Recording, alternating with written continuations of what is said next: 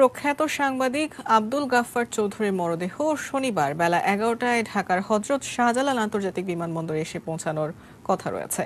প্রধানমন্ত্রী শেখ হাসিনার নির্দেশে লন্ডনে বাংলাদেশ হাইকমিশন কালজয়ী গান আমার ভাইয়ের রক্তে রাঙানো এর রচয়িতা আব্দুল গাফফার চৌধুরীর মরদেহ সম্পূর্ণ রাষ্ট্রীয় ব্যবস্থাপনায় বাংলাদেশে পাঠানোর সার্বিক প্রক্রিয়া চূড়ান্ত করে। গত 19 মে লন্ডনে মারা যান আব্দুল গাফফার চৌধুরী।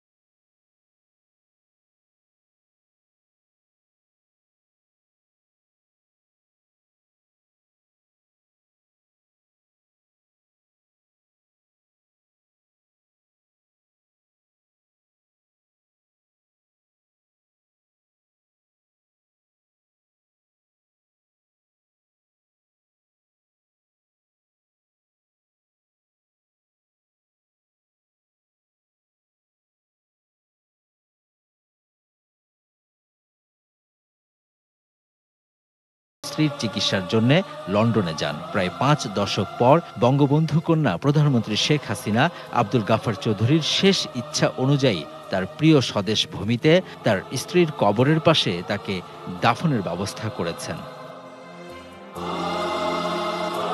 Javed Akhtar, ATN news, Dhaka.